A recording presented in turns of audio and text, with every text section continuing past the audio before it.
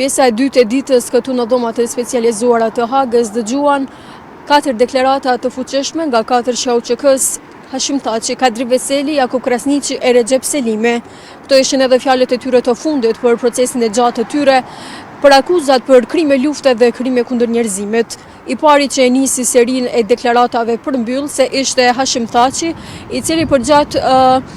fjalës së tij u pa që ishte i emocionuar, po ashtu fjalimi i tij ishte më i gjatë duke i kaluar edhe kohën në dispozicion që gjykata speciale u kishte dhënë secilit prej 4-shës, pra në mënyrë që i thonë fjalët e tyre të fundit. Ai e nisi këtë fjalëm në mënyrë kronologjike duke treguar se gjatë kohës së luftës ai kishte qenë në jashtë vendit, pra duke kryer studimet e tij, me çrast në atë kohë kishte dëgjuar edhe për masakrat që po kryeshin në Kosovë, që ai kishte shtyer atë që të kthehej në Kosovë duke mos mundur të qëndronte indiferent kërshi masakrave dhe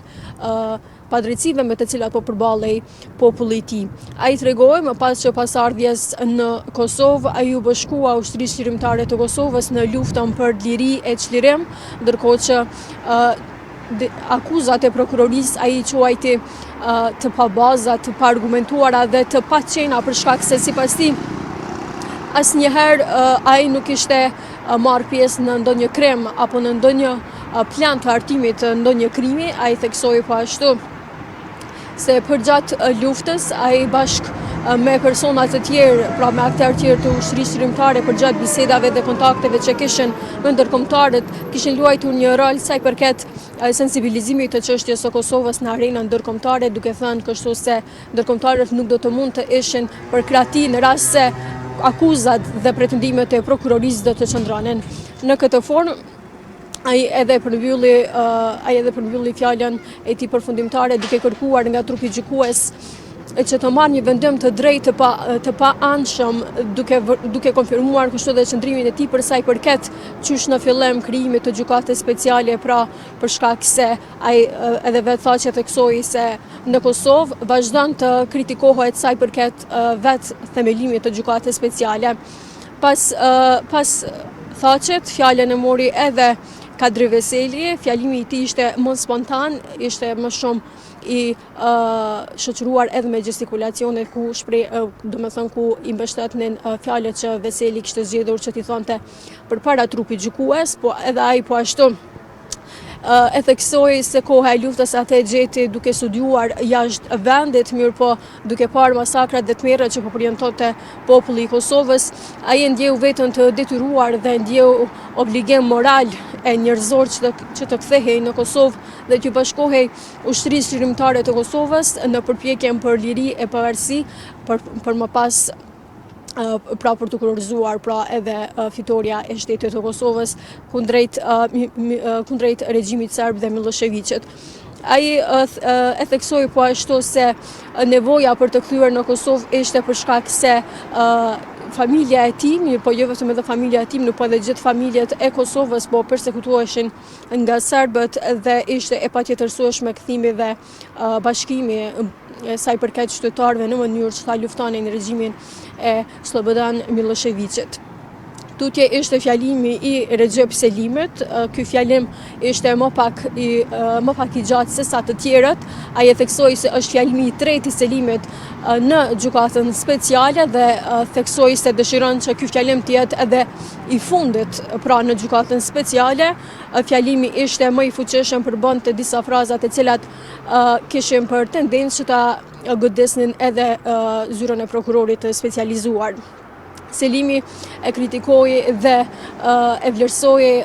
kërkesën e prokurorisë për dënimin e tyre me 45 vite burgim si një kërkesë e cila synon që t'ju ndalon 4-shës kthimin përgjithmonë në Kosovë, duke marrë parasysh edhe moshën e tyre, e sidomos të Jakub Krasniqit në moshë të shtyer. Ai theksoi se është vendimi i trupit gjykues pra të vendosin se kur do të kthehen në Kosovë. Recep Selimi po ashtu theksoi se bashkimi për luftën çlirimtare të Kosovës nuk e bën atë asnjëherë që të jetë pishman dhe ose të ketë pengje sa i përket bashkimit me ushtrinë qeverimtare të Kosovës, duke marrë parasysh edhe procesin e gjatë që është duke zhvilluar pra që nga viti i 2020. Ai po ashtu këtë fjalim e përmbylli duke shpresuar se trupi gjykues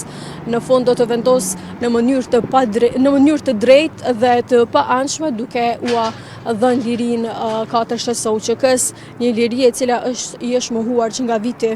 2020. Fjalimi më i fundit ishte i Jakub Krasniqit, ishte një fjalim më emocional. Krasniqi përgjatë fjalëve të tij të fundit që i tha para trupit gjykues e kishte edhe të dridhje të zërit, të cilat u vërejtën nga ana e publikut që ishin lart në galerinë që mund ta ndjeçnin seancën për nga afër. Kjo emocionoi edhe familjarët e Krasniqit, të cilët ishin lart në pjesën ku lejohej dëgjimi dhe shikimi i seancës në mënyrë të direkte. Ai potencoi para trupit gjykues se përpara tyre pra qëndronte jo një kriminal, ashtu siç përshkruhet nga akta akuza e prokurorisë. Ai theksoi edhe 16 vitet e tij që i ka kaluar në përburgje, pra duke llogaritën edhe kohën e kaluar në Burgon këtu në Hag, mirë po edhe në kohën e ish Jugosllavisë. Ai theksoi se nuk ka kryer asnjëherë krime dhe nuk ka bërë asnjëherë ndonjë veprim të kundërligjshëm që do ta bënte atë përgjegjës para drejtësisë, edhe ai shpreson që trupi gjykues të vendos në anën e drejtë dhe atyre t'ua jep lirinë. Pra me këtë rast edhe u përfundua procesi i gjatë ndaj 4 së UÇK-s, ndërkohë që trupi gjykues në përfundim të seancës tha se ata do të vendosen në lidhje me këto akuza në konform të rregullores, pra dhe në konform të afatit kohor që ata kanë në dispozicion për ta nxjerrë një verdikt, dhe në kohën e arsyeshme edhe do të njoftojë publiku se kur do të bëhet shpallja e këtij vendimi. Gjithë këtë seancë të zhvilluar sot, e cila është edhe seanca e fundit nga afër, siç e thash edhe më herët, e përcollën familjar të gjithë të akuzuarve atje në sallë. Prezant ishte edhe ministri i punëve të jashtme Glauko Njuca, ishte edhe ambasadori i Kosovës këtu në Holand, ishin edhe familjar të tjerë, ishin edhe numër i madh i mediave nga Kosova, mirë po edhe nga Shqipëria, duke e përmbyllur kështu ciklin e seancave për sa i përket gjyqit të madh të 4 së UÇK-s. Kjo ishte gjithë çfarë ka ndodhur sot, e cila shënon përmbylljen e këtij procesi të gjatë në Hag. Studio.